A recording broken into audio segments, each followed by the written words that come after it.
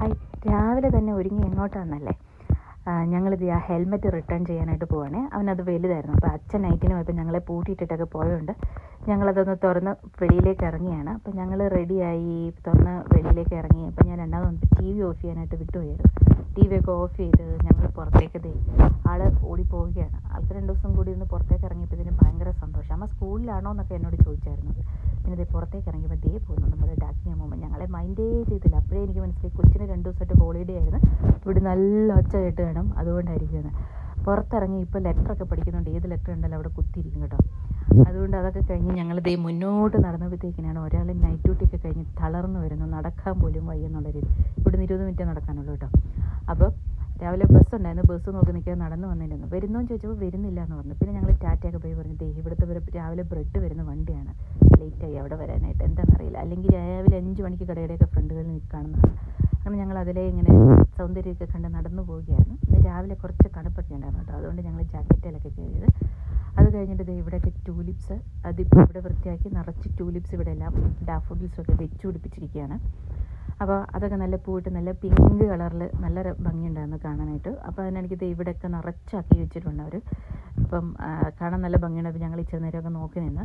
അപ്പോൾ അതൊക്കെ ഞങ്ങൾ നടന്ന്, പിന്നെ അവിടെ ഒരു ക്രോസിങ് ഉണ്ടായിരുന്നു, സിബ്ര ലൈൻ ഉണ്ടായിരുന്നു. അതുവഴി ക്രോസൊക്കെ ചെയ്ത് അപ്പുറം എത്തി കഴിഞ്ഞപ്പോഴത്തേന് ഇതൊരു പാർക്ക് പ്ലേസ് ആണ്.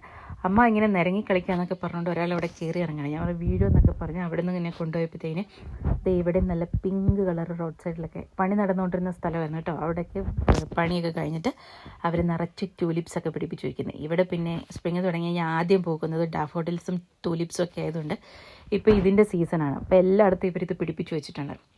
അങ്ങനെയാണ് കാണാൻ നല്ല ഭംഗിയായിട്ടൊക്കെ ഇരിക്കുന്നത്. പിന്നെയാണ് നമ്മൾ അവിടെ നിന്നും ക്രോസ് ചെയ്തിട്ട് നമുക്ക് പോകാനുള്ള DHLൻ്റെ പാക്കിംഗ് ഷോപ്പിലേക്ക് എത്താറായി. അപ്പോൾ ഇതാണെന്നുണ്ടെങ്കിൽ നമ്മൾ വേറെ കടയുടെ കീഴിൽ കൂടെ കയറി പോകുന്നതാണ്. എളുപ്പ വഴിക്ക് ചുറ്റി കറങ്ങണ്ടല്ലോ, ഇതാകുമ്പോൾ എളുപ്പമാണല്ലോ എത്താന്ന് വെച്ചാൽ. അപ്പോൾ അതിങ്ങനെ കാണിച്ചപ്പോൾ ഈ നേരെ കാണുന്ന കുട്ടികൾക്കും വലിയവർക്കും ഒക്കെ ഉള്ള പാക്കാണ് കേട്ടോ.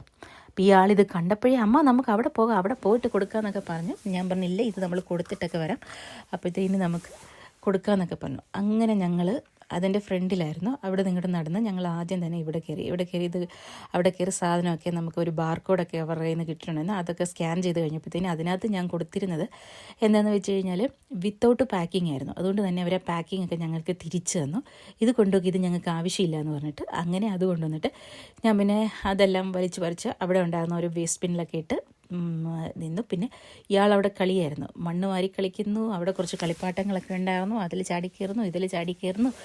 അങ്ങനെ കുറേ നേരം ഞങ്ങൾ ഒരു 1.5-2 മണിക്കൂറോളം അവിടെ ആണെന്നുണ്ടെങ്കിൽ സ്പെൻഡ് കഴിഞ്ഞിട്ട് ആൾക്ക് മതിയായില്ല. അങ്ങനെ അതിലെ ചവിട്ടിക്കയറ്റവും മണ്ണ് വാരി എറിയലും അവിടെ ചാട്ടവും ഇവിടെ ചാട്ടവും ഒക്കെ ആയിട്ട് അങ്ങനെ ഞങ്ങൾ പോയി. പക്ഷേ അവിടെ നിന്നിട്ട് സമയം പോകുന്നൊന്നും അറിയുന്നില്ലായിരുന്നു കേട്ടോ. ഇടയ്ക്കൊക്കെ ആൾക്കാർ വന്ന് അവിടെ കളിച്ച പിള്ളേരൊക്കെ പോയി. എന്നിട്ടും ഈ പുള്ളി മാത്രം കഴിഞ്ഞില്ല. ഇനി ഇതിൻ്റെ തൊട്ടപ്പുറയാണ് കുറച്ച് വലിയവർക്ക് ഇരിക്കാനായിട്ടുള്ളതാണ്. അതൊരു ഫൗണ്ടൈനൊക്കെ ഉണ്ട്. പക്ഷേ അവിടുത്തെ വാട്ടർഫോൾസ് ഒന്നും അവർ ഇതുവരെ ശരിയാക്കിയിട്ടില്ല. ചിലപ്പോൾ അടുത്ത മാസം അവർ ഓപ്പൺ ചെയ്യുമായിരിക്കും, ഇപ്പം ആയിട്ടില്ല. അപ്പം അവിടെയൊക്കെ ആൾക്കാർ ഇഷ്ടം പോലെ ഇരിക്കാനൊക്കെ ഉണ്ട്. അപ്പം ഇവിടെ ഈ വെയിൽ കൊള്ളാനായിട്ട് ഈ സമയത്ത് ഒത്തിരി ആൾക്കാരൊക്കെ വരുന്നതാണ് കേട്ടോ. അതിലേക്ക് വരുന്നുണ്ടായിരുന്നു പട്ടീനെയും കൊണ്ട് നടക്കാനും ഒക്കെ ആയിട്ട്. അപ്പം ഇവിടെയാണെന്നുണ്ടെങ്കിൽ ഒരാൾ ദേഷ്യപ്പെട്ടു പോവാണ്. എന്താണെന്നറിയാമോ, 2 മണിക്കൂർ കളിച്ചത് മതിയായെന്ന് പറഞ്ഞുകൊണ്ട് ഞാൻ വിളിച്ചിനി. അമ്മ കുറച്ച് നേരം കൂടെ കളിക്കണമെന്ന് പറഞ്ഞിട്ട് ആൾ വഴക്കുണ്ടാക്കിയിട്ടൊക്കെ വന്നതാണ്. അങ്ങനെ ഞങ്ങൾ ഞങ്ങളുടെ സ്ഥലത്തെത്തി.